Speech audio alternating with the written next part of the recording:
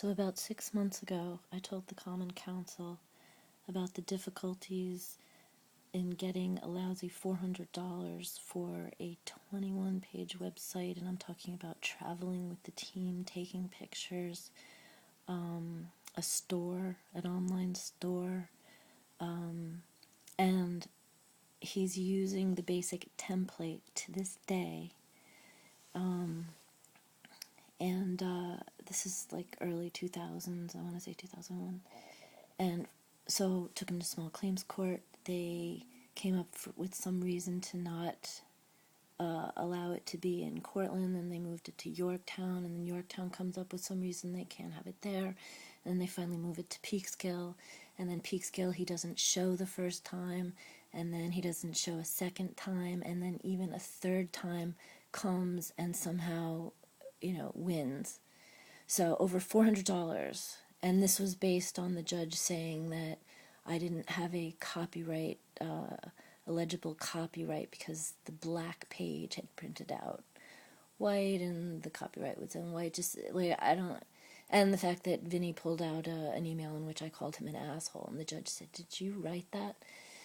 And it was just ridiculous. Over $400. So this is what they put you through. And when I say they, there's this Republican thing that I tried to discuss tonight, and was threatened with arrest. I hate to do this to you, Joe, because you do seem like a nice guy, but somehow I just have to play this message. I'm sure these people know each other, because this was like, basically the same year, around the same time. I had to also make an extra effort to get, like, this was like a lousy $100. It could have been even $50. It might have been, it's probably $100. And this was just a nice website, and for whatever reason they didn't want to pay me. They're really nice people, so I really don't know what happened. Very gracious. She invited me into their home, and they were just lovely, lovely people. And then I don't know what happened. They were happy with the website, and somehow within a pretty short amount of time, I guess the next year or whatever, anyway, but nothing happened, but everybody's modus operandi is to threaten to arrest someone. So tonight, the mayor-elect threatened to arrest me for simply asking a burning question. And I did not mean to be as aggressive in the way that I asked it. I was nervous, and I was interrupted, and I had a whole full circle explanation as to why it was a good idea to discuss it, and I had every right to know. I really want to know. Because this is what I feel from him, and sure enough, for trying afterwards, for going around and saying, forgive me for it being quite as aggressive as it was. To some degree it really was sincere, but it was also just, a challenge, I suppose. And for his first response to treat me like an animal, to say, get away from me, get out of my face, I'll have you arrested.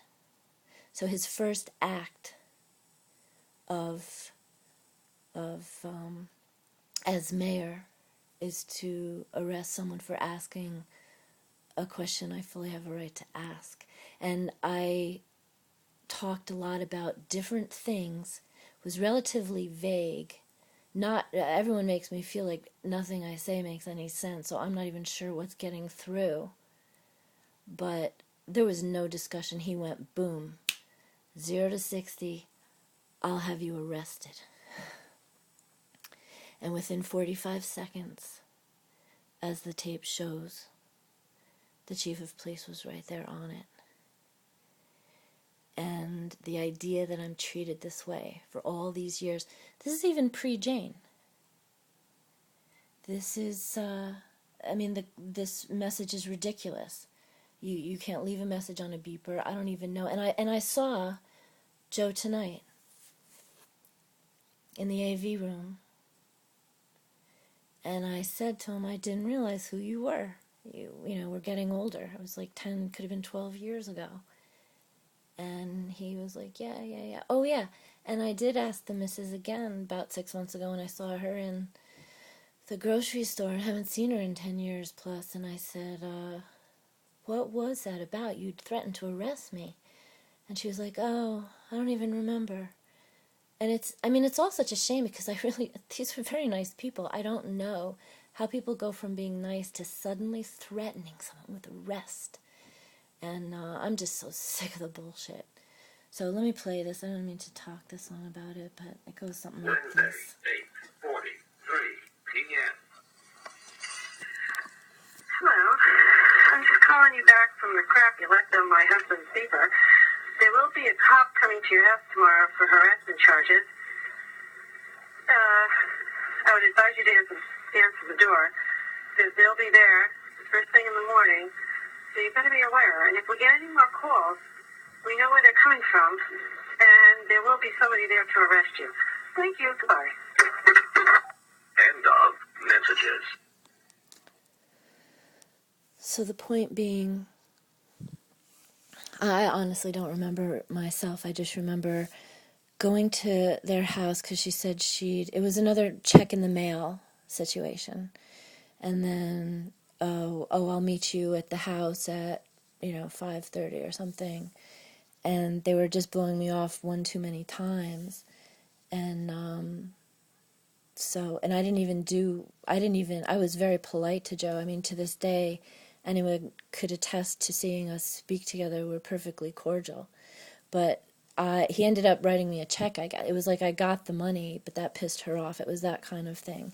And actually, I take that back because I don't remember the exact details. I just remember getting the money politely, and within a short amount of time, her calling and being angry about something, and the only thing that made sense was, you can't keep giving me the runaround, and I don't know, it was weird. And it was just all over about $100, like a relatively small amount of money for a lot of work. And this is a time when, the internet is, around for a few years and people kind of get it, but they kind of don't.